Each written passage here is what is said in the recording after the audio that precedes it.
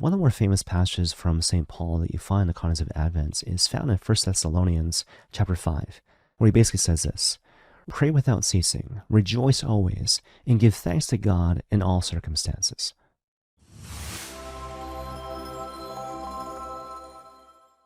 Okay, now perhaps you've heard that particular passage at some point in the past.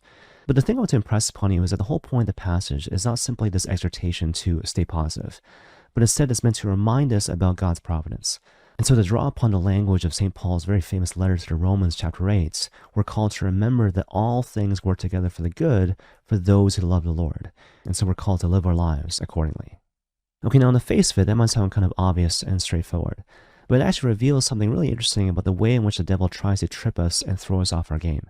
And so, for example, when it comes to people of goodwill, people who believe in God, who practice their faith, and have this habitual desire to go God's way, the devil knows that these people typically can't be thrown off by overt temptations to do evil and wicked things.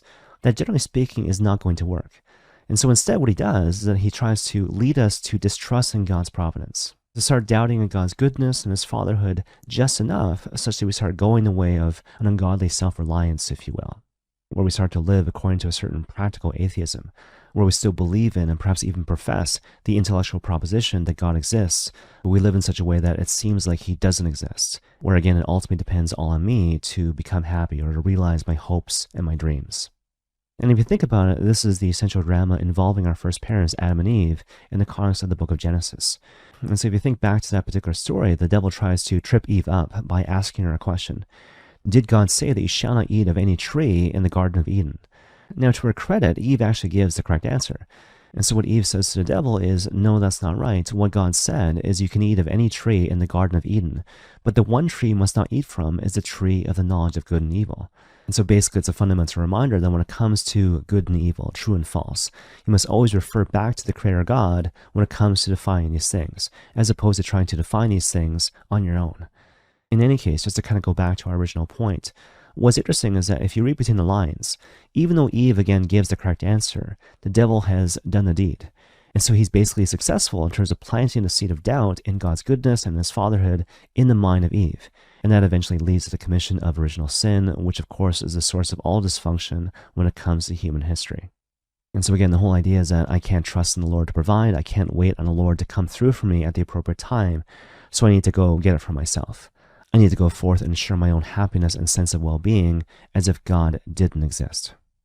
Okay, now that said, perhaps I might take the time right now to correct a common misunderstanding when it comes to this thing we're talking about right now. So I suggest that a lot of people, when they hear about this notion of waiting on the Lord, they frame it in terms of God as a genie, right? And so I guess I'm called to wait on the Lord to magically transform my painful circumstances into something more positive and joyful. But in the meantime, I guess I'm sort of in a holding pattern. And so I'm called to kind of wait on the Lord, and meanwhile grit my teeth and sort of bear it. Whereas in reality, we're actually called to renew our sense of faith. And in particular, to remind ourselves that if God permits any sort of evil or wickedness or suffering or struggle or strife to enter into this world, it's always, always to bring about a greater good. And you see, practically speaking, what this means is that when you find yourself in kind of difficult and harrowing and challenging circumstances, you're called basically to do two things. And so first of all, you're called to ask yourself the question, is the Lord actually calling me to move from this specific concrete situation to another specific and concrete situation?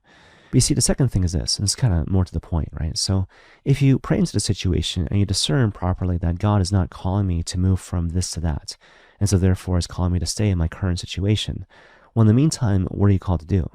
You're called to pray without ceasing, rejoice always, and give thanks to God in all circumstances. In other words, in the midst of these challenging circumstances, you're basically called to guard your heart, to take captive your thoughts, and to protect your mind from the temptation to disbelieve in God's goodness, to disbelieve in God's fatherhood, but instead to lean heavily into the idea that, again, all things work together for the good for those who love the Lord. And the Lord, even right now, is bringing about the salvation of the world through these trials, through these difficult circumstances, otherwise known as the narrow way of the cross.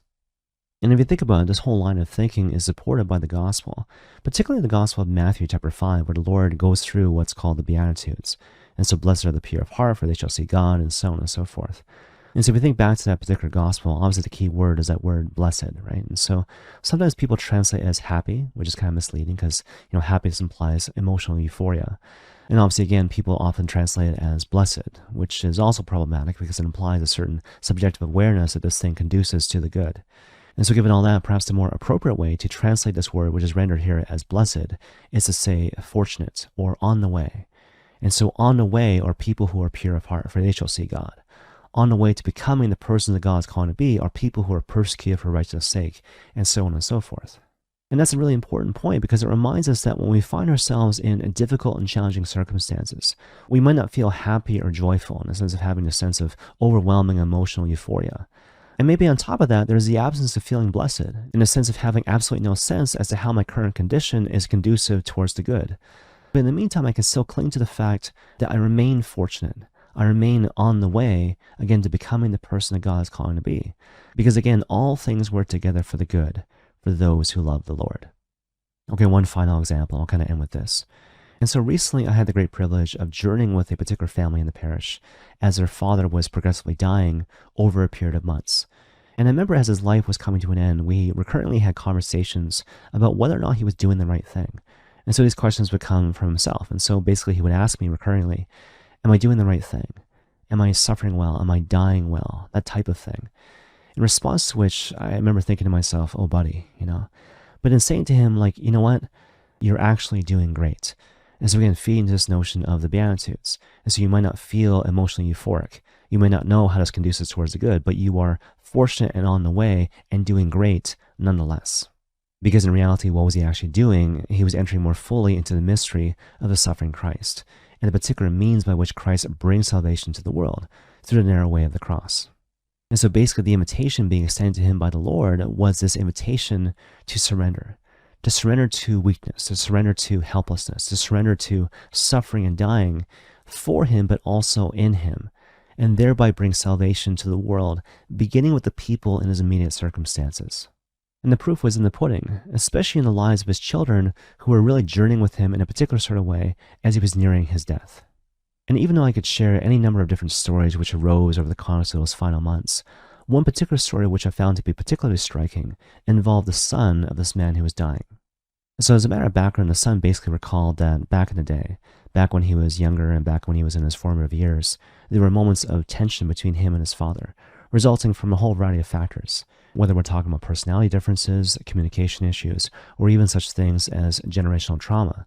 But you see, what's interesting is that as the father was nearing his deathbed, the son suddenly said to me and to his family, even though there was obviously tension between me and dad back in the day, when I look now at my heart, there's nothing there.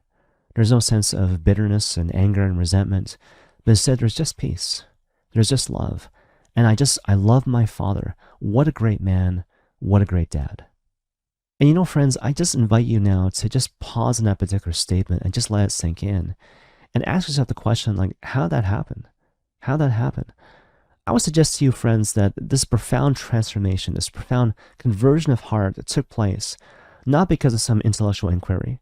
So it's not like someone read a book or solved this intellectual math problem, but instead what happened was that both these men encountered the grace and the transformative power of the crucified and suffering Christ.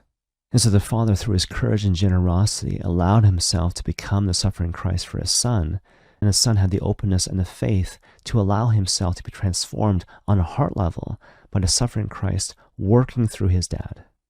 And it's one of those things where you look back on a story like that and you realize, gosh, there was never a reason to be afraid.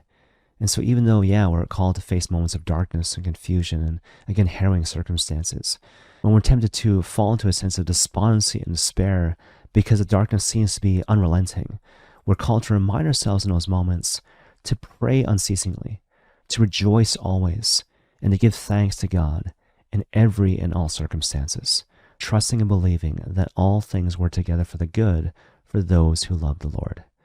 And may God bless you all.